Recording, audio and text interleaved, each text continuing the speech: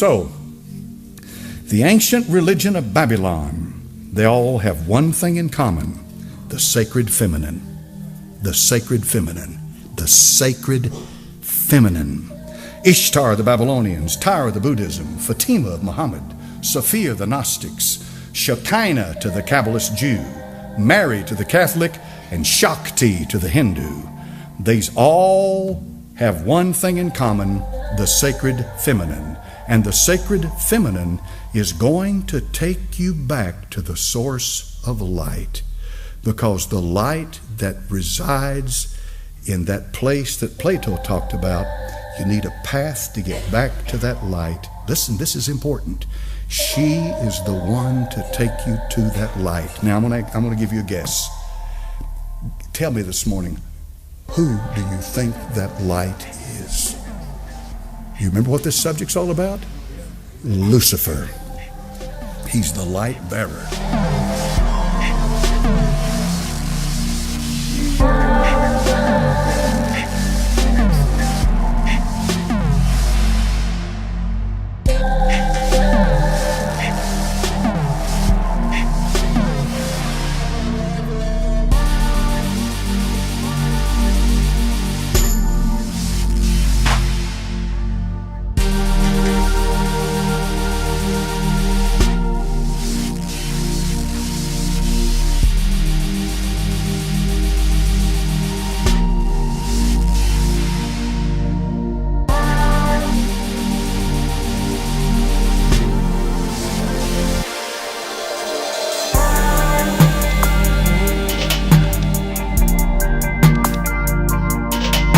She is the one to take you to that light.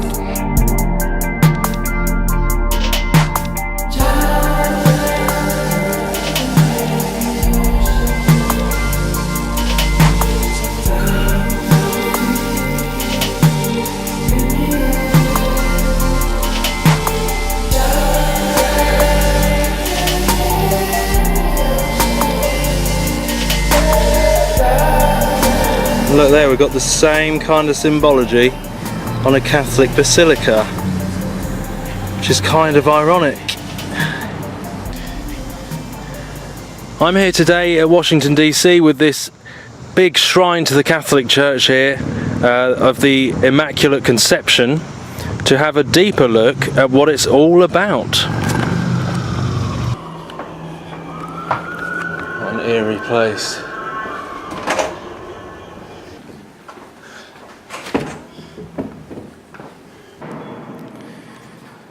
So let's go down into the belly, the underworld, where masses take place, into the heart, underneath this, the tomb of this huge temple.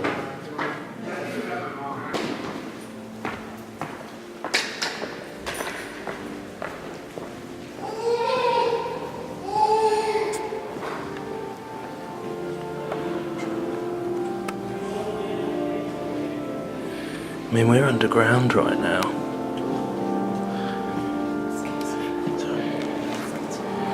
This is underground, this is in the belly, underneath the big temple.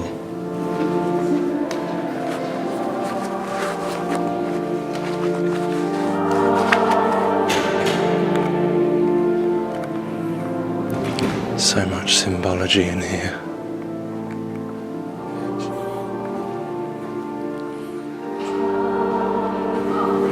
The National Shrine of Immaculate Conception. The birth pangs of the New Age, of abominations, ecumenical, one world under Rome.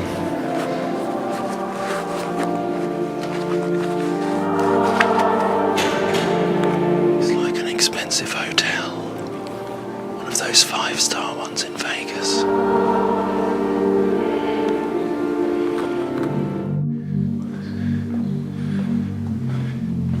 I mean, if that is not revering the Mother.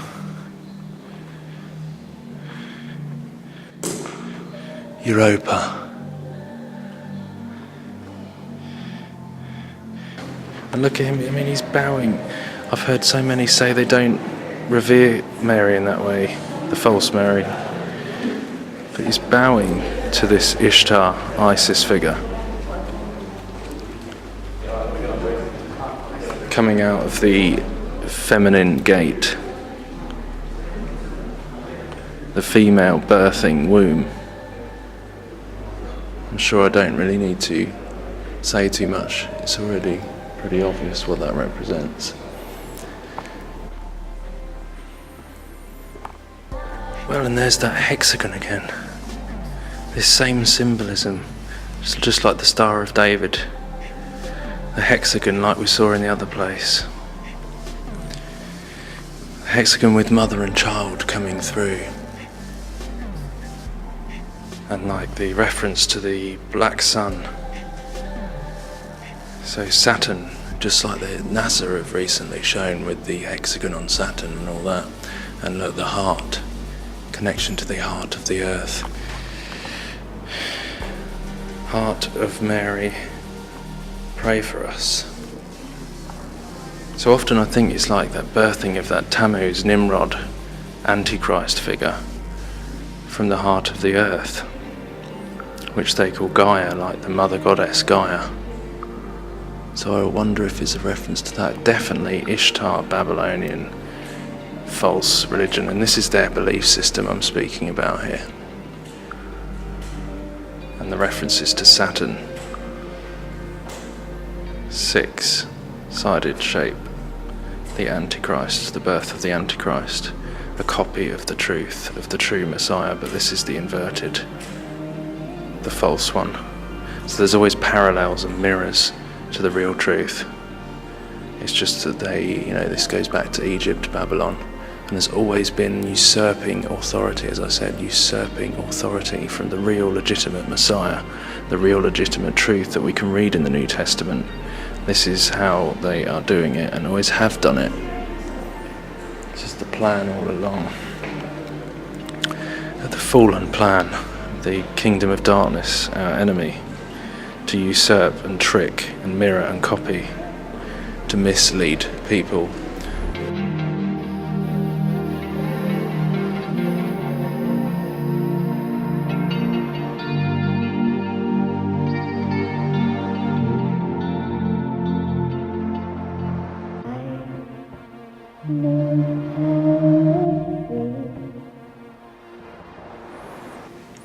Look, pillars and archways, all the same designs as the other places, and she's sitting on a foundation stone there, behind these pillars where the veil would be, like in the Holy of Holies again, same representation, the Mother Goddess, Semiramis, Diana and Child, the false Mary.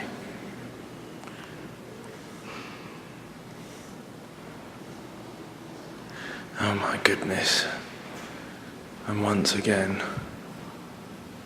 you see IXXI, which is Roman numerals for 9/11, on the cup. The Frankists and other secret societies, there is this belief that they need to fill up this cup of sin, make people turn to bad, which you can see happening, in order to provoke their Christ to come, which they think is the real Christ. But that's their belief. They believe they need to fill up this cup of filth, this cup of abomination, as we're told about in the Bible, that will happen.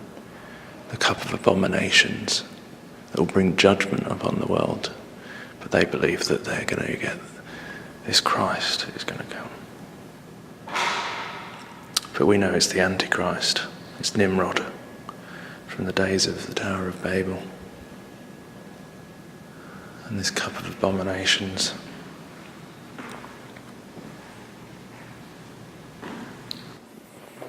Mate!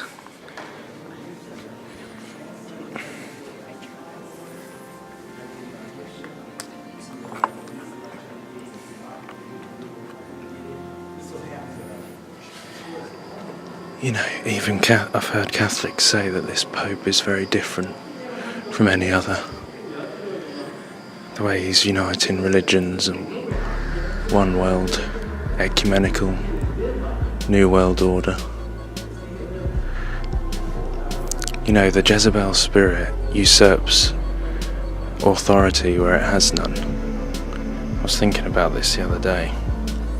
The Jezebel spirit usurps authority where it has none. And this is kind of the way this new ecumenical religion, Babylonian New Age religion, is working. Usurping authority over where it has none. You know, it's pretty interesting. Usurping authority over the man, over Jesus, the true king, the queen, usurping illegitimate authority.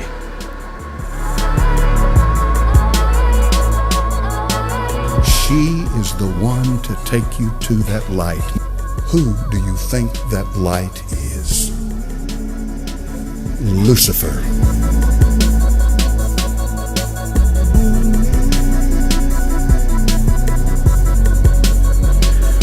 Please do not tell me this is not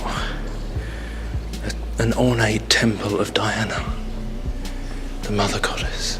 Sorry. I don't think that went down too well. But look, the celebration of fertility.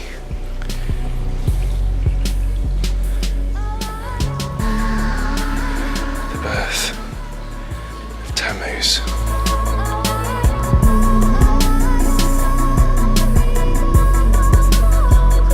Whether you call her this, or you call her that, or you call her this, or you call her that, she's the same wherever you go. She is the Mother of God.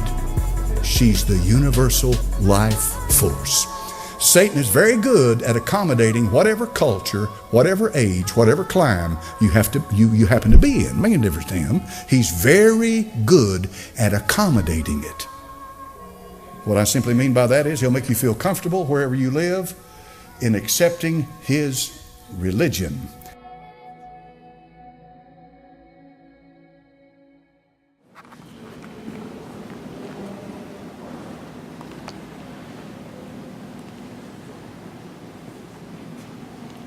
Did you say you were going to take a record? See, look, even here it's saying to receive the scroll and to break open its seals. Oh my goodness, I didn't even realise this was here. I used this picture in a video the other day. That is Apollyon the Destroyer. Mars, the Roman god of war.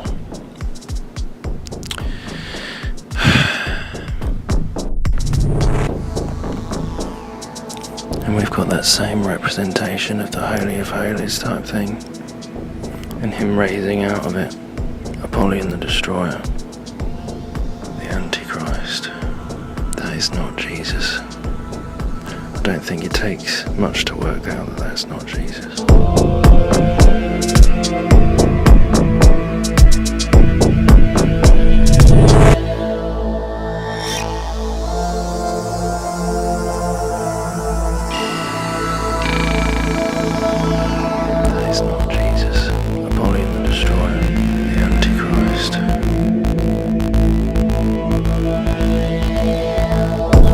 Our coverage this morning of Pope Francis in America with Nora at the White House. Nora?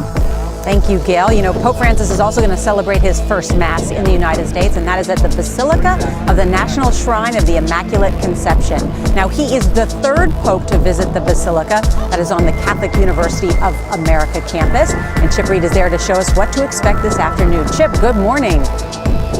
Well, good morning. You know, around here, most people simply call it the Shrine, and it is a beautiful building. It is the largest Roman Catholic church in America. In fact, they're expecting about 25,000 people here this afternoon to see and hear the Pope celebrate Mass.